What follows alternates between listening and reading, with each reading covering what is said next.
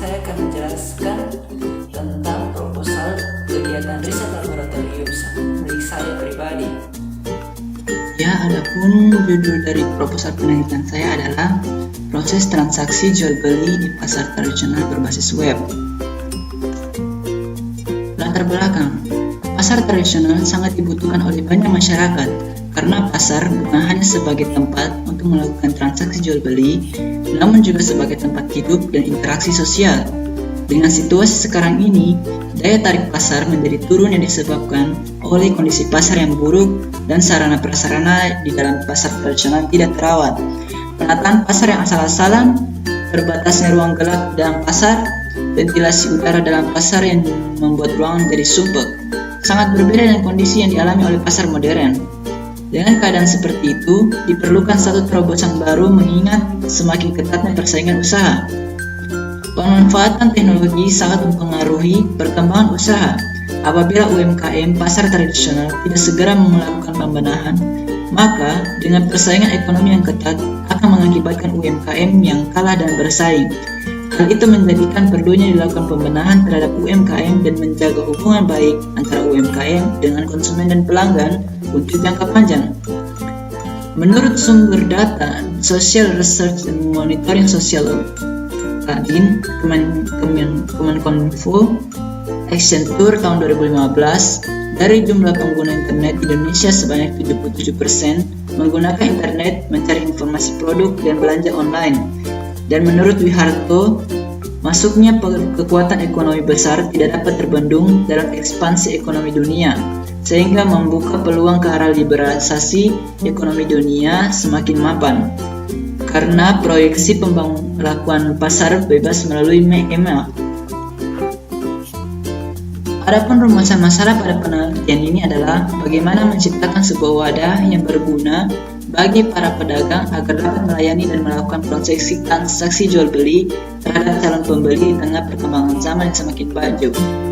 Tujuan dari penelitian ini adalah mengedukasi para pedagang pasar tradisional tentang pentingnya kemajuan teknologi dengan menciptakan sebuah wadah di mana para pedagang dapat melayani pembeli dan melakukan transaksi jual beli terhadap calon pembeli, sehingga roda perputaran ekonomi pada pasar tradisional tetap berjalan serta dapat mengikuti perkembangan zaman. Manfaat dari penelitian ini adalah memberikan kemudahan untuk membuat roda perekonomian tetap berjalan sesuai perkembangan zaman.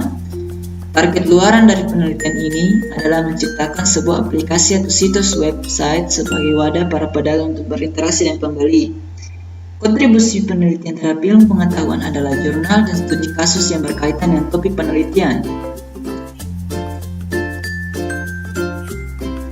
Penelitian yang terkait antara lain penelitian pengelolaan website toko online bagi UMKM di kawasan pasar tradisional Klewer, Surakarta sebagai strategi menghadapi masyarakat ekonomi ASEAN atau MEA.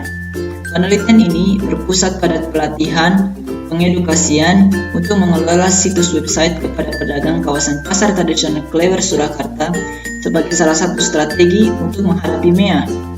Studi kasus yang kedua adalah perilaku belanja online di Indonesia. Studi kasus ini membahas tentang persentase belajar online yang dilakukan oleh masyarakat Indonesia yang cenderung meningkat setiap tahunnya. Hal ini tidak lepas dari kemudahan yang diberikan, sehingga perlahan-lahan masyarakat Indonesia mulai beralih pada belanja online. Landasan teori HTML Hypertext Markup Language atau HTML adalah bahasa yang digunakan untuk membuat suatu situs website atau homepage. Setiap dokumen dalam web ditulis dalam format HTML. Semua format dokumen, hyperlink yang dapat diklik, gambar, dokumen, multimedia form yang dapat diisi dan sebagainya didasarkan atas HTML. HTML lebih menekankan pada penggambaran komponen-komponen struktur dan formatting di dalam halaman web daripada menentukan penampilannya. HTML tidak didesain untuk desktop publishing, tetapi didesain sebagai bahasa pengkodean untuk www, World Wide Web.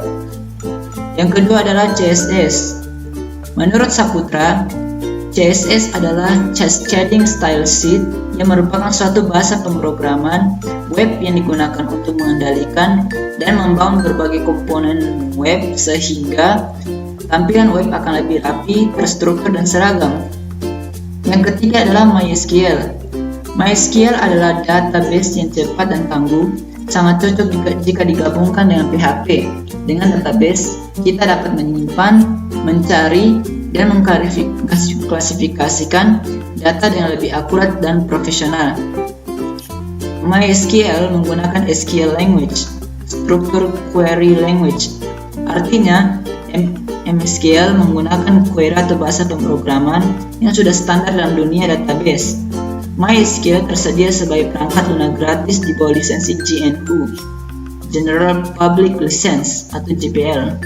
Tetapi mereka juga menjual di bawah lisensi komersial untuk kasus-kasus di mana penggunaannya tidak cocok dengan penggunaan GPL. Yang keempat, PHP.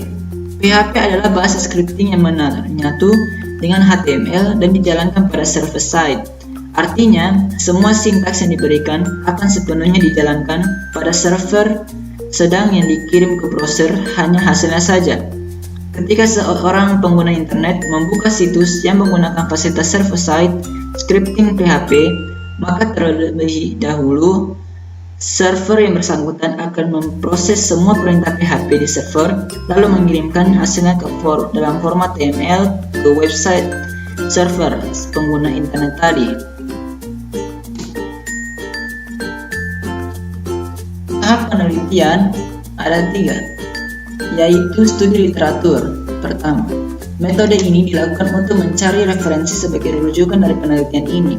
Studi literatur dilakukan pada jurnal penelitian, buku, maupun studi kasus yang berhubungan dengan penelitian ini. Yang kedua, mengumpulkan data. Pengumpulan data dilakukan dengan cara observasi lapangan dan wawancara kepada beberapa orang pedagang. Yang ketiga, menganalisis dan merancang. Perancangan situs website menggunakan bahasa HTML bersama CSS sebagai desain antarmukanya. MySQL digunakan sebagai penyimpan database dan transaksi jual beli yang terjadi, dan PHP sebagai perantara untuk penyimpanan database dengan situs website. Lokasi penelitian dilakukan di Pasar Sentral Laino, Kota Raha, Kabupaten Muna, Sulawesi Tenggara. Metode yang digunakan yaitu metode deskriptif. Metode ini adalah metode di mana pendeskripsian suatu fenomena dilakukan berdasarkan pada pengalaman partisipan riset serta hasil observasi yang telah dilakukan. Data yang terhimpun disebut data deskriptif atau naratif. Kiranya seperti inilah jadwal penelitiannya, di mana jenis kegiatannya. Yang pertama, studi literatur dilakukan sampai hari ke-7. Kemudian mengumpulkan data itu dilakukan sebanyak 3 hari, menganalisis dan merancang selama 3 hari, dan membuat kesimpulan selama 1 hari. Adapun kerangka pikirnya yaitu yang pertama, masalah dan solusi. Bagaimana menciptakan sebuah wadah yang berguna bagi pedagang agar dapat melayani dan melakukan proses transaksi jual beli terhadap calon pembeli di tengah perkembangan zaman yang semakin maju.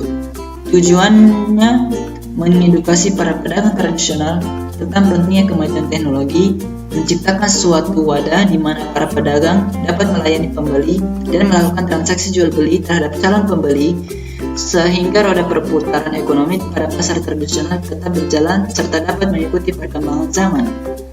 Metode yang digunakan adalah metode deskriptif dan hasil luarannya adalah aplikasi atau situs website. Demikianlah penjelasan tentang proposal tadi.